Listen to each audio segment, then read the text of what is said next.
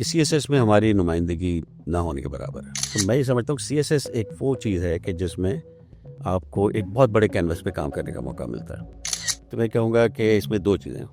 एक तो वो लोग थोड़ा चैलेंजिंग बनाना चाहते हैं, ये सीएसएस उनके लिए है। तो उस वक्त वाकई मुझे यही था कि मैं एक पावरफुल जॉब हासिल करने जा रहा था, लेकिन बहुत अच्छी, आप ये समझेंगे सिर्फ आप इंग्लिश मीडियम से आए हों तभी आप ये कर सकते हैं, तो मैं इससे इत्तेफाक नहीं करता।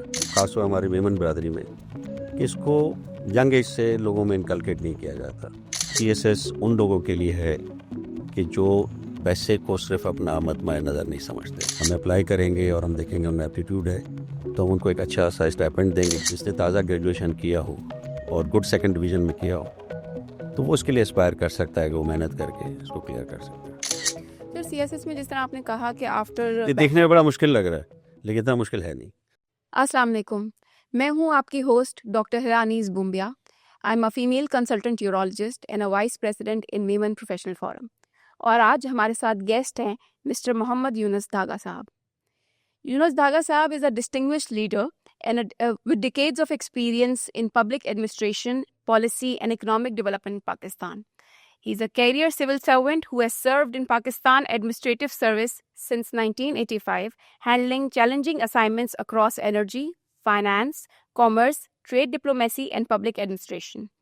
He has held top federal positions, including Federal Secretary for Finance, Commerce, Water and Power, and Housing and Work, and has worked as an administrator across multiple provinces. He has also held policy work as a chairman of the Policy Advisory Board in FPCCI, which is Federation of Pakistan Chambers of Commerce and Industry, and now heads the Policy Research and Advocacy Council, PRAC, which is a think tank focused on economic and governance reforms. His career bridges the worlds of governance, economic planning, and public engagement, making him uniquely positioned to speak about the importance of civil services like CSS, leadership, and public impact. We are grateful to have him here today with us. Thank you, sir, for coming today. Thank you. Sir, MPF ने हमेशा एक initiative लिया है और इस दफ़ा ये initiative CSS के फॉर्म में लिया है ताकि सीएसएस की अवेयरनेस हम फैलाएं। As a chairperson of this committee and the students who are thinking कि ये कितना सीरियस प्रोफेशन है, आप इसके बारे में क्या कहना चाहेंगे? प्रोफेशनल फोरम को मुबारकबाद देता हूँ कि ये बहुत अच्छा इनिशिएटिव है, और इस इनिशिएटिव के साथ आई थिंक कि हम जो एक गैप है हमारी मेमन कम्युनिटी के जो ग्रेजुएट्स हैं, जो प्रोफेशनल्स हैं, कि सीएसएस में हमारी नुमाइंदगी ना होने के बराबर है। और सीएसएस क्यों करना चाहिए, किसको करना चाहिए, या ये किन के लिए है, तो मैं कहूँगा कि इसमें दो चीज़ें हैं। एक तो वो लोग जो कि अपनी लाइफ को थोड़ा डिफरेंटली गुजारना चाहते हैं, थोड़ा इंटरेस्टिंग बनाना चाहते हैं, थोड़ा चैलेंजिंग बनाना चाहते हैं, ये सीएसएस उनके लिए। एक तो वो एक रूटीन होता है कि जी आप doctor, engineers, accountants, 9 to 5 job. MBA, हाँ, तो वो जिनको ये होता है कि जी ये डिग्रीज हम हासिल कर लें और हमें एक 9 to 5 जॉब मिल जाए और हम अपने घर का खर्चा उठा लें एक अच्छी तरीके से और एक अच्छी ज़िंदगी गुजार लें। तो एक सिंपल प्लेन सी ज़िंदगी है जिसको मैं नहीं समझता कि एक एडवेंचरस या एक एम्बिशियस आदमी के लिए।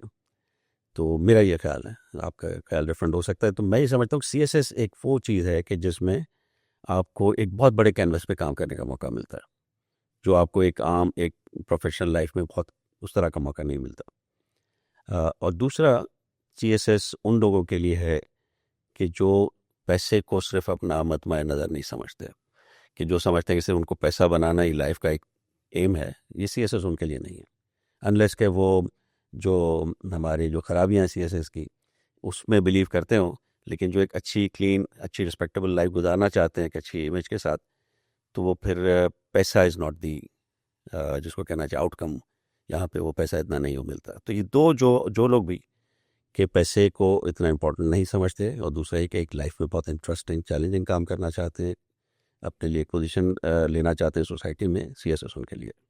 सर, आपने बहुत अच्छी बात कही, बट आई बिलीव कि ये सारी चीज़ें आपने इवॉल्व की होंगी over the period of time जब आपने इस फील्ड में आए और इस फील्ड को लर्न किया। But what was the initial state, what inspired you to appear in CSS? आखिर मैं आपसे फ्रैंक गुफ्तगू करूं और सही बात बताऊं तो ये आपने बिल्कुल ठीक कहा कि ये सारी चीज़ें जो कि हम उस वक्त को गुजारने के बाद समझ रहे हैं, वो शायद उस वक्त नहीं थी जिस वक्त मैंने ज्वाइन किया था। उस वक्त मैंने ज्वाइन किया था, इसका जो एक पॉम्प एंड शो होता है कि एक यंग ऑफिसर डायरेक्टली पहुंच जाता है एक मिड रैंकिंग लेवल पे, कि जहाँ पे सारे समझे कि लोअर रैंक के इंस्पेक्टर्स, पुलिस वाले, एसएचओस वगैरह उसके अंडर में काम कर रहे हैं, और वो एक नीली बत्ती वाली गाड़ी में घूम रहा है। और तो वो पॉम्प एंड शो जो होता है वो अट्रैक्ट करता है एक यंग एज में ज़्यादा। लेकिन जैसे आप इसमें आगे जाते हैं तो आप पता चलता है कि इससे भी ज़्यादा इंपॉर्टेंट काम आपसे लिए जाते हैं जब आप सीनियर पोजीशंस पे जाते हैं। तो उस वक्त वाकई मुझे यही था कि मैं एक पावरफुल जॉब हासिल करने जा रहा था। सर एक कॉन्सेप्ट ये भी है कि जो टॉप स्टूडेंट्स होते हैं या जिनके ग्रेड्स बहुत अच्छे आते हैं या जो बहुत इलीट क्लास से बिलोंग करते हैं या जिनका इंग्लिश बैकग्राउंड होता है, ये सीएसएस क्या उन्हीं लोगों के लिए महदूद है, या आप कहेंगे कि it is because of the strong dedication हम ये बहुत इजीली क्लियर कर सकते हैं? जी, इंग्लिश ज़रूर एक इम्पॉर्टेंट है। इसकी इम्पोर्टेंस है कि आपको इंग्लिश अच्छी आनी चाहिए, लेकिन बहुत अच्छी, या आप ये समझेंगे सिर्फ आप इंग्लिश मीडियम से आए हों तभी आप ये कर सकते हैं, तो मैं इससे इत्तेफाक नहीं करता। क्योंकि हमारे साथ बहुत सारे स्टूडेंट्स रहे हैं जो कि इवन इतने बैकग्राउंड से आए थे, इस तरह के बैकवर्ड एरिया से आए थे, कि वो सिंधी मीडियम से उन्होंने पढ़ा था, इवन उर्दू मीडियम ही नहीं था। तो लेकिन उन्होंने आके जब मेहनत की, लैंग्वेज को सीखा और उस पर थोड़ा सा अबूर हासिल कर लिया। बहुत ज़्यादा आपको इसमें एक्सपर्टीज़ की भी ज़रूरत नहीं है कि आपको बहुत फ्लारी इंग्लिश आए, लेकिन एक करेक्ट इंग्लिश ज़रूर होनी चाहिए कि जो आप ठीक बेस लाइन हमारी। बेस लाइन के आप ठीक इंग्लिश लिख सकें, इतना आना चाहिए, क्योंकि सारे जो पेपर्स होते हैं वो इंग्लिश में ही होते हैं। सर जो हमारी यंग जनरेशन देख रही है उनको आप बताएंगे इसकी एज ब्रैकेट क्या होती है, किस एज ब्रैकेट में we should think about doing a CSS, और कौन सी एज ब्रैकेट तक हम इस चीज़ को डील कर सकते हैं?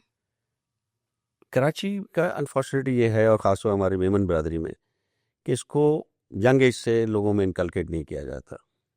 हमारे यहाँ जो हमारी बड़ी बूढ़ियाँ होती हैं या हमारे जो बुज़ुर्ग होते हैं, वो कहते हैं अच्छा बेटा डॉक्टर बनना, अच्छा बेटा तुम जो है ना एमबीए करना, चार्टर्ड अकाउंट बनना। तो ये चंद एक चीज़ें जो उनके तीन ही फील्ड्स थी हाथ, मेरे वो इंजीनियर, तो ये 4-5 चीज़ें जो उनके जहन में एक बैठी हुई हैं कि जी ये प्रोफेशंस अच्छे हैं, उसमें जाना चाहिए बच्चों को। सीएसएस नॉट हमारे जो है ना घुट्टी में नहीं होता। बिल्कुल। जी हाँ, बाकी जब उनमें देखते हैं कम्युनिटीज़ में, तो ये इनकी बचपन से इनके जहन में डाली जाती है बात। या तो उनकी फैमिली में लोग होते हैं सरकारी पोजीशंस पे, तो बच्चे बचपन से वो देख रहे होते हैं और वो उनसे इंस्पायर करते हैं, या फिर उनको ये बताया जाता है कि देखो तुमने ये करना है, सीएसएस करना है, पीसीएस करना है। तो वो शुरू से ही इसकी तैयारी भी कर रहे होते हैं, उनके जहन में होता है हमने ये करना है। तो इस टारगेट के तहत जब वो चलते हैं तो उनकी प्रिपरेशन भी एक समझे कि मैट्रिक इंटर के बाद से ही प्रिपरेशन शुरू हो जाती है मेंटली, कि वो जनरल नॉलेज की चीज़ें पढ़ना शुरू हो जाते हैं, वो उस तरह अपनी अंग्रेज़ी ठीक करना शुरू हो जाते हैं। तो मेरा अपना एक ख्याल है कि अगर एक ग्रेजुएट है जिसने ताज़ा ग्रेजुएशन किया हो और गुड सेकंड डिवीज़न में किया हो, तो वो इसके लिए एस्पायर कर सकता है कि वो मेहनत करके इसको क्लियर कर सकते हैं। ठीक। अच्छा सर, इस एग्ज़ाम स्ट्रक्चर क्या होता है? अगर आप सिंपल फॉर्म्स में बताएं तो सीएसएस का एग्ज़ाम स्ट्रक्चर क्या है? इसका एक तो रिटन टेस्ट होता है, फिर उसके बाद इसका एक साइकोलॉजिकल टेस्ट होता है, और उसके बाद इंटरव्यू होता है। तो ये 3 बेसिक इसके स्टेजेस हैं। रिटन जब एग्जामिनेशन होता है तो उसमें 12 पेपर्स होते हैं, इसमें से 6 कंपलसरी होते हैं, जिसमें इंग्लिश है, इंग्लिश ऐसे है, और इस्लामियात है, एविडेंस साइंस है, और करंट अफेयर्स है, पाकिस्तान अफेयर्स है। तो ये बेसिक सब्जेक्ट्स होते हैं जो कि कम जिस आधे मार्क्स इसके होते हैं, बाकी 1200 मार्क्स का तकरीबन होता है रिटन। तो 600 इसके कंपलसरी के होते हैं, 600 में आपको 6 ऑप्शनल सब्जेक्ट लेने होते हैं 100 मार्क्स के। तो वो आप अपनी जो बैकग्राउंड है और जो पेपर्स आप समझते हैं अच्छी तरह अटेम्प्ट कर सकते हैं। वो एक बड़ी उसमें मेरे ख्याल 40-50 के करीब उसमें ऑप्शंस होते हैं। सर और उसके बाद फिर अगर आप जब ये क्लियर कर लेते हैं तो उसके बाद फिर आपको बुलाया जाता है, जिसमें आपका साइकोलॉजिकल टेस्ट किया जाता है। वो देखते हैं कि ये एडमिनिस्ट्रेशन के लिए मुनासिब है, इसका जो एक मेंटल माइंडसेट होता है इंसान का, एक पर्सनालिटी की स्ट्रेंथ होती है, तो वो देखते हैं कि ये एडमिनिस्ट्रेशन के लिए अच्छा रहेगा या रहेंगी, या ये जो है कस्टम्स में बेहतर रहेंगी, या फॉरेन ऑफिस में जा सकती है नहीं जा सकती, या बंदा है तो वो पुलिस के लिए कितना अच्छा है, थिंग्स लाइक दैट। तो वंस वो साइकोलॉजिकल टेस्ट क्लियर होता है तो उसमें उसके ऊपर खुदा न खास्ता जिसकी पर्सनैलिटी में कोई इशूज़ होते हैं तो उसके ऊपर फिर सूटेबिलिटीज़ लग जाती हैं कि इनके लिए सूटेबल है, इसके लिए सूटेबल नहीं है। जनरली नहीं होता, चंद एक लोग इस तरह के होते हैं और अनफॉर्चुनेटली। ये आप डेवलप भी कर सकते हैं over the period of time when you are doing a CSS preparation, तो आप डेवलप कर सकते हैं कि आपने किस तरह का माइंडसेट भी डेवलप करना होता है। एग्जैक्टली। तो वो माइंड सेट अगर आपका ठीक है तो आप साइकोलॉजिकल टेस्ट में अच्छा स्कोर करेंगे। एंड देन उसके बाद आखिर में इंटरव्यू होता है जिसमें एक पैनल पूरा 5 लोगों का बैठता है, सीनियर जो मेंबर्स हैं उसके फेडरल पब्लिक सर्विस कमीशन के, वो आपसे इंटरव्यू करते हैं। सर सीएसएस में जिस तरह आपने कहा कि ये आफ्टर देखने में बड़ा मुश्किल लग रहा है लेकिन इतना मुश्किल है नहीं वो तो आप कोई भी एग्जाम दें तो यू हैव जी। टू प्रिपेयर तो फॉर। बस ये है कि बेसिकली आप पता हो क्या क्या करना है, कैसे करना है, बिल्कुल इतना मुश्किल नहीं है। सही। आपने जिस तरह अभी कहा कि बैचलर्स के बाद यूजली ये करना चाहिए, तो यूजली हमारी मेमन कम्युनिटी में होता है कि जैसे ही बच्चे ने बैचलर्स कर लिया तो उसको जॉब पे लगाना है या उससे इनकम की एक्सपेक्टेशन शुरू हो Expectation जाती है। होती है। तो अगर वो बच्चा प्लान कर रहा है सीएसएस के लिए तो आपको लगता है कि फुल टाइम स्टडी से ही वो इसको क्लियर कर सकता है या विद जॉब भी वो ये काम कर सकता है? विद जॉब थोड़ा सा मुश्किल रहेगा क्योंकि आपको अगर सीएसएस के लिए तैयारी करनी है तो मेरा अपना ख्याल है कि कम से कम आपको एक 6 महीने 4 से 6 महीने का पीरियड चाहिए उसकी तैयारी के लिए, और फुल टाइम कि आपको तकरीबन डेली एटलीस्ट 8-10 घंटे उसको दें। तो जॉब के साथ इसलिए करना बहुत फिर मेरा ख्याल तकरीबन नामुमकिन ही हो जाता है अनलेस कि कोई बहुत ही ब्राइट हो जो कि या टाइम ड्यूरेशन बढ़ हाँ, जाता है फिर स्टडीज कि वो उस कम टाइम ड्यूरेशन के अंदर इसको कर ले, तो but that becomes very challenging. तो अगर जॉब के बगैर इसको किया जाए तो ज़्यादा आसानी से तैयारी हो जाएगी। सर आपने कहा 3 to 6 months बेसिकली 6 months अगर 6 हम months, हाँ। 6 to 8 hours every day study करेंगे तो बेहतर हो जाएगा। अच्छा स्टूडेंट्स इसमें ऑप्शनल जो सब्जेक्ट्स होते हैं उसको वाइसली किस तरह चूज कर सकते हैं? ये हर स्टूडेंट की अपनी स्ट्रेंथ होती है। बाज़ मैथ्स में अच्छे होते हैं तो कहते हैं मैं मैथ्स में अच्छे ले सकता हूँ मार्क्स, बाज़ फिज़िक्स का अच्छा बैकग्राउंड होता है तो फिज़िक्स का भी ले लेते हैं। ज़्यादातर मैंने लोगों को देखा, मेरा तो खैर डिफरेंट था सिलेक्शन ऑफ सब्जेक्ट, लेकिन ज़्यादातर लोग क्या करते हैं कि हिस्ट्री ऑफ इंडो पाक हिस्ट्री ले लेते हैं साथ में, तो पाकिस्तान स्टडीज़ में उसको मदद करते हैं, तो साथ साथ तैयारी हो जाती है। पाकिस्तान स्टडीज़ में भी थोड़ी इंडियन हिस्ट्री आपको पढ़नी पड़ती है, तो हिस्ट्री ऑफ इंडो पाक ले लेते हैं जो, तो उनको एक ही तैयारी में सब्जेक्ट्स हो जाते हैं। इसी तरह फिर करंट अफेयर्स चूँकि उसमें होता है कंपलसरी सब्जेक्ट्स में, तो बाज़ लोग इंटरनेशनल अफेयर्स ले लेते हैं, तो इंटरनेशनल अफेयर्स की तैयारी करते हैं, उनकी करंट अफेयर्स की भी तैयारी हो जाती है, तो इस तरह वो कॉम्बो एक उनको मदद करता है। लेकिन ये उन लोगों के लिए जो हिस्ट्री वगैरह का अच्छा बैकग्राउंड रखते हैं। मैंने इस तरह नहीं किया था, मैंने चूँकि मैं बीकॉम किया था और मेरा कॉमर्स का था बैकग्राउंड, तो मैंने इकोनॉमिक्स के 2 पेपर लिए थे, 2 पेपर मैंने ऑडिट एंड अकाउंट्स के लिए थे, एक मैंने मर्केंटाइल लॉ का लिया था और एक स्टैटिस्टिक्स का लिया था। तो इस तरह लोग अपनी अपनी स्ट्रेंथ के मुताबिक कॉम्बिनेशन बना सकते हैं। सर आपकी नज़र में कितना इम्पोर्टेंट है एक मेंटोरशिप होना है सीएसएस की एग्जाम के लिए या सेल्फ स्टडी कर सकते हैं?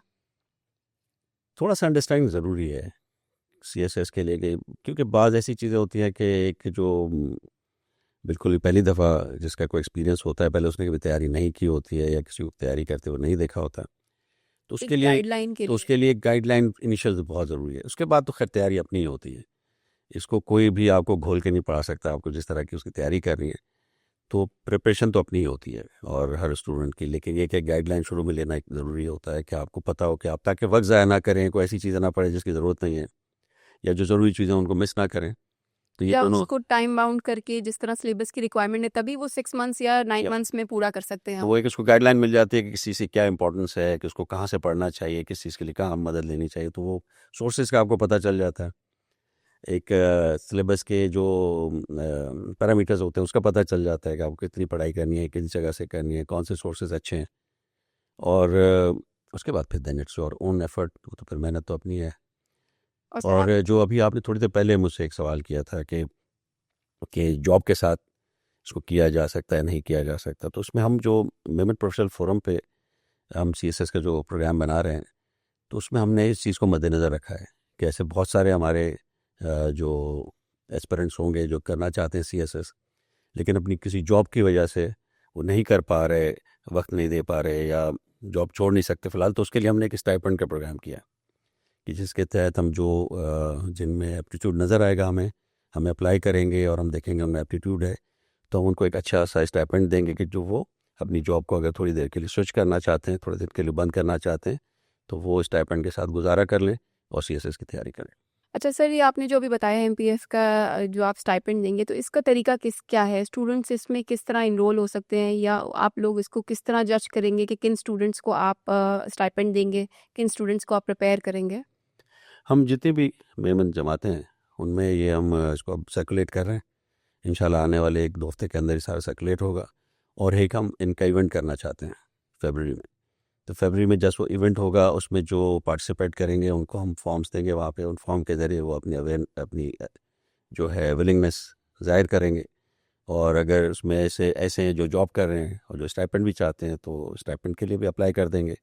तो वील सी, उसमें से फिर हम शॉर्टलिस्ट करेंगे कि जो हम समझते हैं कि जिनके अंदर पोटेंशियल है सीएसएस करने का, तो उनको फिर हम अपनी एक मेंटरशिप प्रोग्राम के तहत उनको स्टाइपेंड भी देंगे और इसके अलावा उनकी तैयारी भी करवाएंगे।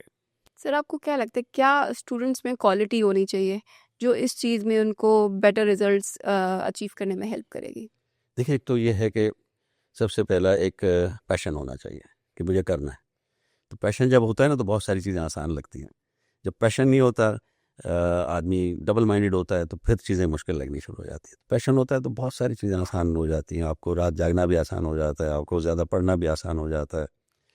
तो मेरा ख्याल है कि गुड सेकंड डिवीज़न जिसने हासिल किया हो, आजकल तो good second division means B grade, तो बी ग्रेड जिसने हासिल कर लिया हो, जिस स्टूडेंट ने good B grade I mean, तो वो सीएसएस कर सकता है। और ख़ास तौर पे कराची में आपको मैं बताऊं कि कराची में इतना कम कंपटीशन है। अनफॉर्चुनेटली एक ज़माने में था कि कराची से लोग घबराते थे कि कराची में इतना अच्छा क्वालिटी होती है एजुकेशन की, कि जिस कहते हैं ये कोटा सिस्टम जो शुरू किया गया मुल्क में, ये कराची की वजह से किया गया, क्योंकि कराची में इतने जो है पढ़े लिखे लोग होते थे, इतने ब्राइट स्टूडेंट्स होते थे कि वो किसी और को सरकारी जॉब्स करने नहीं देते थे। तो इसलिए सर, अभी लोग, भी ब्राइट स्टूडेंट्स होते हैं पर डायरेक्शन चेंज हो गया है। हाँ, तो अभी हमारे जो ब्राइट स्टूडेंट्स हैं वो चाहते हैं जी प्रोफेशनल जॉब्स में चले जाते हैं, मुल्क से बाहर चले जाते हैं। तो सीएसएस की जितनी इंपॉर्टेंस है किसी मुल्क के अंदर, और वो अब हमारे जो स्टूडेंट्स को बताने की ज़रूरत है हमें कि आपको अगर पॉलिसी लेवल पे जाना है, आपको अगर डिसीजन मेकिंग लेवल पे जाना है, तो this is the position for you. Sir, आपने कहा बहुत सारी इसमें जो है आपको पर्क्स होते हैं after if you clear the CSS, तो वो पर्क्स क्या होते हैं? हम क्या, देखिए, एक स्टूडेंट कोई भी चीज़ वो तब अचीव करना चाहता है तब उसको पता चलता है कि यार हमें उससे क्या एडिशनल बेनिफिट है। तो आपके हिसाब से क्या वो बेहतरीन पर्क्स हैं जिसकी वजह से हमारे स्टूडेंट्स को इसकी तरफ डायरेक्शन करना चाहिए? देखें, अगर आपने वो मैस्लो थ्योरी ऑफ मोटिवेशन पढ़ी हो, तो उसमें ये होता है कि जो बेसिक मोटिवेशन होती है ना, पैसे की होती है। जी। तो एक बेसिक मोटिवेशन है, पैसा सीएसएस में नहीं है। सीएसएस में जब आप सेल्फ एक्चुअलाइजेशन की जो पोजीशन पे जाते हैं ना, ये वो पोजीशन है कि जहाँ आप कहते हैं कि यार मुझे पैसे के अलावा भी दुनिया में कुछ चाहिए, मुझे ठीक है कपड़े ये वो सब कुछ, तो जो एक एक बेसिक्स से जो निकल के जो आदमी सोच सकता है कि मैं क्या कंट्रीब्यूट कर रहा हूँ फॉर द सोसाइटी, मैं अपनी फैमिली को किस पोजीशन पे लेके जा रहा हूँ, मैं खुद क्या ऐसा इस पोजीशन में जाऊँ कि जब मेरी बात की कोई अहमियत सोशल हो इम्पैक्ट हो। और मैं इम्पैक्ट कर सकूँ सोसाइटी को भी, इकोनॉमी को भी, मुल्क को भी इम्पैक्ट कर सकूँ। तो वो उस लेवल पे आपको सीएसएस के अलावा और कम ऐसी पोजीशंस होती हैं, क्योंकि प्राइवेट सेक्टर जितना भी बड़ा बिजनेस हो उसका एक लिमिटेड स्कोप होता है। तो उसमें जो भी डिसीजन मेकिंग होती है वो ज़्यादातर प्रॉफिटेबिलिटी के साथ कनेक्टेड होती है। जब आप मुल्क के जो इन पोजीशंस पे जाते हैं सीएसएस की पोजीशंस में, तो वहाँ प्रॉफिटेबिलिटी नहीं है, वहाँ सर्विस है टू द नेशन, जो लोग ये समझ के करें। तो वो जो सर्विस का एरिया है, क्योंकि वहाँ पे डिलीवर होता है पब्लिक गुड्स, वहाँ पे पब्लिक गुड्स डिलीवर होते हैं, वहाँ पे कमोडिटीज। कमोडिटीज़ डिलीवर नहीं होती। तो आप हेल्थ में क्या कर रहे हैं, आप हाउसिंग में क्या कर रहे हैं, आप इकोनॉमी में क्या कर रहे हैं, फॉर एग्जांपल कॉमर्स को कितना आप हेल्प कर रहे हैं, आप इकोनॉमी को किस तरह हेल्प कर रहे हैं, तो ये मुख्तलिफ पोजीशन पे जब आप काम कर रहे होते हैं, तो ये आपको इवन जो एडमिनिस्ट्रेटिव लेवल पे कि जो जिसको हम कहते हैं जस्टिस, तो जस्टिस एक तो हमें अदालतों में नज़र आता है, एक होता है एडमिनिस्ट्रेटिव जस्टिस कि किस आदमी का कितना काम कितना जल्दी कर दिया, कितने उसके प्रॉब्लम्स आपके सॉल्व कर दिए। फॉर एग्जांपल कराची को आप देख ली, तो कराची का जो म्यूनसिपल कॉरपोरेशन जो लोग चला रहे हैं ऑफिसर, तो अगर वो डेडिकेटेडली काम करें तो कभी किसी का कोई खड्डा दूर कर रहे होंगे, कभी किसी की नाली ठीक कर रहे होंगे, किसी को रास्ते साफ कर रहे होंगे, तो उधर लोगों को एक कंफर्ट दे रहे होंगे, जो कि कम हो रहा है केएमसी में। लेकिन जो जहाँ पे भी हो रहा होता है तो वो आपके पास एक स्कोप होता है कि you deliver public service, you deliver comfort, you deliver welfare to the people, if you are उस तरह से आप सोच रखते हैं। जज्बा हो आपका हो। सर, ये सीएसएस प्रिपरेशन इमोशनली एग्जॉस्टिंग होता है, sometimes you can't clear in the first go, और कभी कभी बहुत फेल्ड अटेम्प्ट्स भी हो जाते हैं। तो क्या चीज़ होगी जो हमारे स्टूडेंट्स को परसिस्टेंट रखे इस चीज़ के लिए? देखिए, मैं इसमें एक्सपीरियंस तो नहीं फ्रेंकली, क्योंकि मैंने पहली अटैम्प्ट में दोनों कर लिए थे, पीसीएस भी और सीएसएस भी। लेकिन जिन लोगों को मैंने देखा जो हमारे साथ होते थे, जो सेकंड अटैम्प्ट में करते थे, उनको एक फ़ायदा ये होता था कि फ़र्स्ट अटैम्प्ट की जो उनकी खामियां होती थी, गलतियां होती थी, उसका उनको तजर्बा हो जाता था। तो सेकंड अटैम्प्ट में वो ज़्यादा बेहतर तौर पे अपना हैंडल कर सकते थे। तो मेरे ख्याल इसमें मायूस होने की ज़रूरत नहीं है, और उससे लर्न करके आगे की तरफ जाना चाहिए उनको। सर सीएसएस में जैसे आपने कहा beyond glamour there is a services which we are looking into और with great power comes great responsibility. तो आपके ख्याल से क्या रिस्पॉन्सिबल बिहेवियर होना चाहिए या क्या हमारे बैकग्राउंड में हमारा सबकॉन्शियस माइंड शुड वर्क कि अगर हम सीएसएस ऑफिसर हो जाते हैं तो हमें उस क्या रिस्पॉन्सिबिलिटीज उसमें देखनी चाहिए?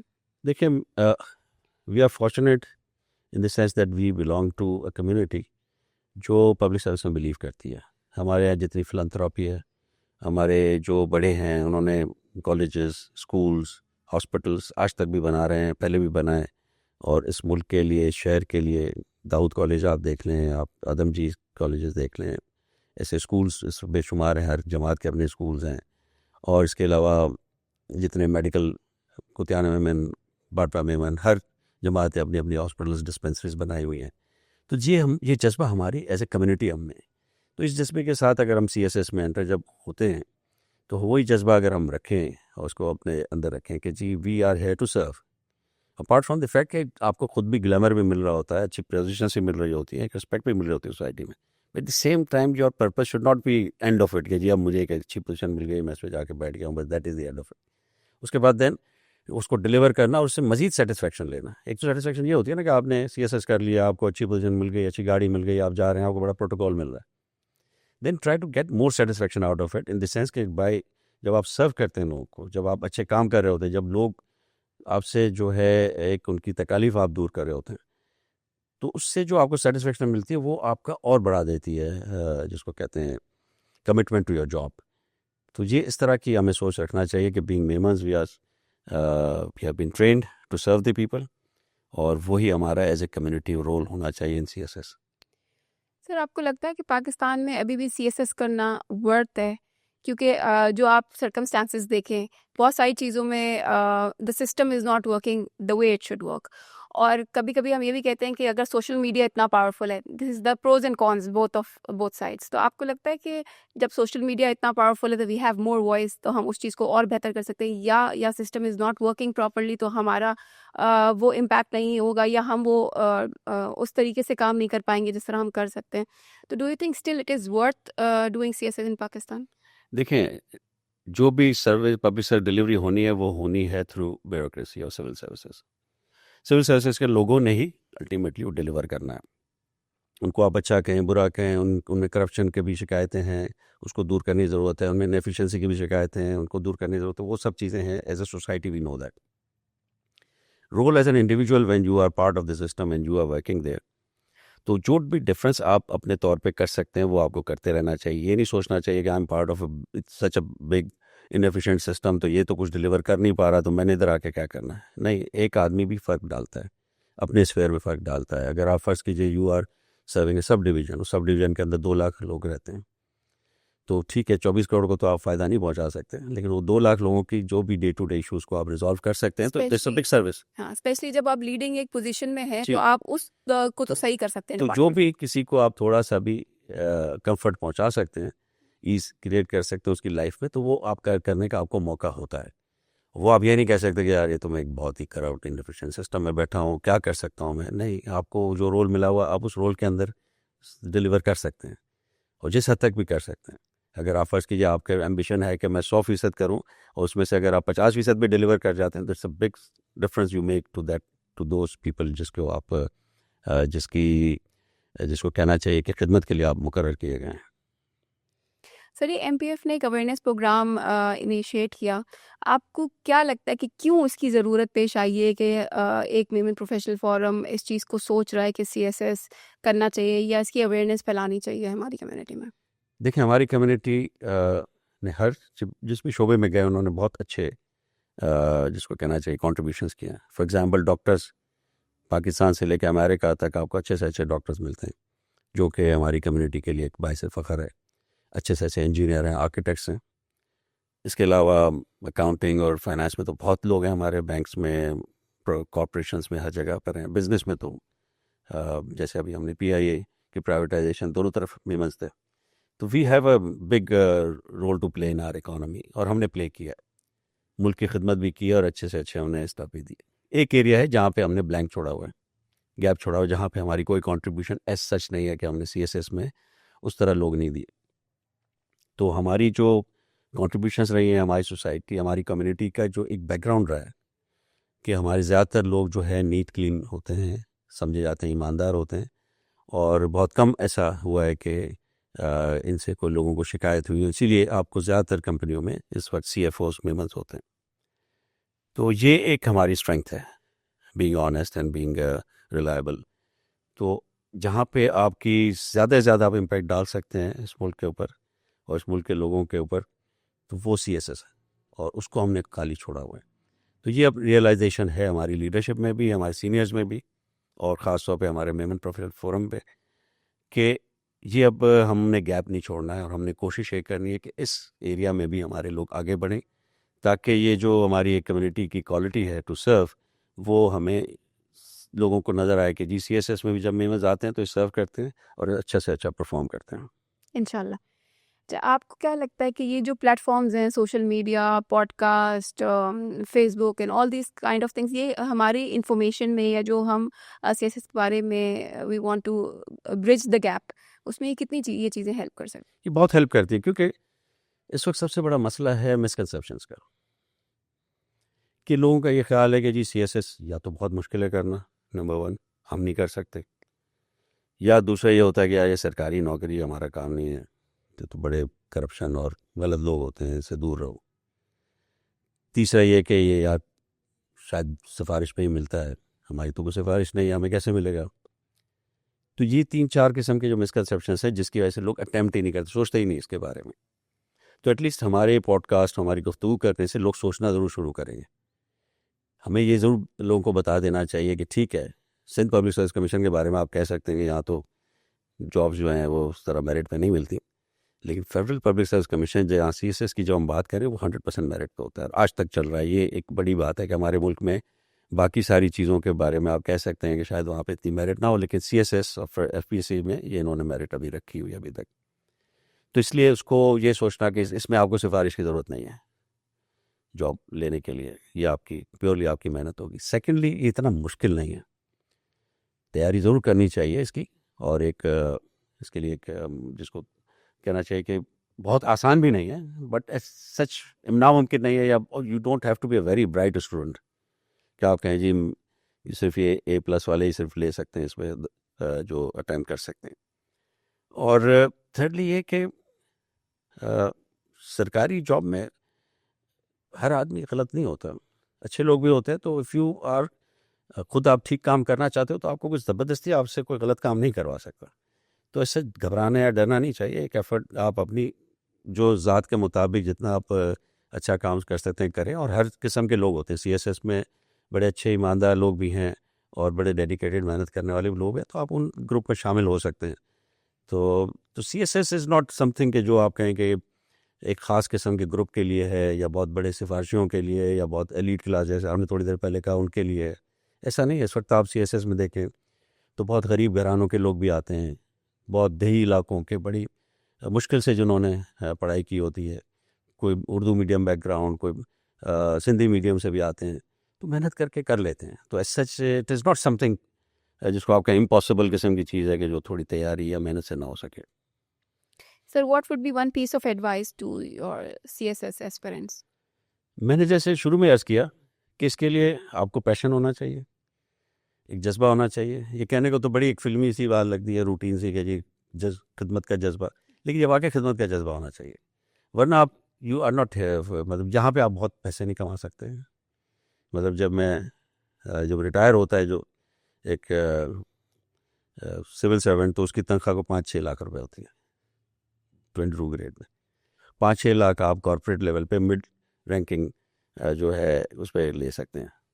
5-6 लाख कोई बड़ी नहीं होती तनख्वाह, तो उस लिहाज से आप ये नहीं कह सकते कि, लेकिन एंट्री लेवल पे एक रीज़नेबल तनख्वाह दे देते हैं। 60-70 हज़ार आपको एंट्री लेवल पे मिल जाते हैं, जो कि एंट्री लेवल पे इज़ फाइन एनफ। तो ये it is not a place to make money, ये है प्लेस टू मेक डिफरेंस। आप सोसाइटी में डिफरेंस डाल सकते हो, आप सोसाइटी में के लिए एक अहम रोल प्ले कर सकते हैं। और उसमें फिर जब आप रिटायर होके जब आप बैठेंगे सोच रहे होंगे कि मैंने सारी ज़िंदगी क्या किया, तो जो सेंस ऑफ सेटिस्फेक्शन एक अच्छे CSS ऑफिसर को मिलता है at the end of his life, वो शायद बहुत कम कामों में शायद इस तरह होगा। मेरा अपना ये ख्याल है। True sir, very inspiring. Sir, अगर आज प्लान करें हम 2027 या 2028 के लिए, CSS के लिए प्लान करने के लिए, तो आज से क्या करना चाहिए? देखिए जैसे मैंने अर्ज़ किया कि आप 6 से 8 महीने में इसकी तैयारी कर सकते हैं। और करना क्या चाहिए, अगर फ़र्ज़ कीजिए कि आप कहते हैं जी अभी मुझे फ़ौरन नहीं देना पेपर और शायद साल 2 साल बाद दूँ या 3 साल बाद दूँ, या कोई इस वक्त ग्रेजुएशन कर रहे हो जो हमारी बात सुन रहे हो सोच रहे हो जी मैं ग्रेजुएशन के बाद करूँगा या करूँगी, तो उनको एक अपना जनरल नॉलेज बेहतर रखना चाहिए कि आपका पाकिस्तान में क्या हो रहा है, डे टू डे अफेयर्स का दुनिया में क्या हो रहा है। डॉन अखबार को आप पढ़ें आगे से पीछे पूरा, जिसमें इसके इंटरनेशनल अफेयर्स भी पढ़ें, आप इसके ऑपेड्स भी पढ़ें, ताकि ओपिनियन आपका एक बेहतर हो चीज़ों के बारे में, एक आप अपना ओपिनियन डेवलप करें करंट अफेयर्स के बारे में, मुल्क के अंदर क्या मामला चल रहे हैं उसके बारे में। तो ये एक आपकी एक अच्छी ओपिनियन बिल्डिंग और नॉलेज बेस बनना चाहिए। क्योंकि जनरल नॉलेज एक दिन में नहीं आता। हाँ नहीं आती तो ये एक बेस बनेगा। हाँ अगर आप कहते हैं नहीं मुझे तो इसी साल अटैम्प्ट करना, तो फिर आप फ़ॉरेन कोचिंग सेंटर्स ज्वाइन करें। तो कोचिंग सेंटर में ये है कि आपको कुछ बना बनाया मटेरियल मिल जाता है उन topics which are hot and which will coming in the papers, तो वो जल्दी तैयारी हो जाती है। लेकिन अगर आपको कोई लेजर के साथ तैयारी करनी है तो you can develop your interest in general information in current international affairs, Pakistan के मामला के बारे में जो हो रहा है, ख़ास तौर पे इकॉनमी में क्या हो रहा है, और अफ़गानिस्तान के साथ हमारे ताल्लुकात में क्या मसले हैं, चाइना के साथ हमारी कैसी दोस्ती है, थिंग्स लाइक दैट। तो ये आते रहते हैं, ये करंट अफेयर्स में भी आएंगे आप CSS तो ये, और ख़ास तौर पे आप जब इंटरव्यू के लिए जाते हैं तो वहाँ पे भी इस तरह के सवाल आ सकते हैं। तो you have to all round एक तैयारी आदमी रखे, and it's an interesting thing. लेकिन ये है कि पैशन हो और इसको एज ए चैलेंज आप लें। Thank you so much Younus Dagha साहब। आज आपकी बातें सुन के I am myself aspired, but unfortunately I have cross that age bracket. But this is very important to have a discussion with the person who himself has gone through it. And आजकल के बच्चे सिर्फ इस डर से या इस misunderstanding से नहीं CSS अटेंड करते, क्योंकि उनको डर लगता है कि we will not be able to clear. But today podcast was to change this thought and to aspire you all. Thank you so much.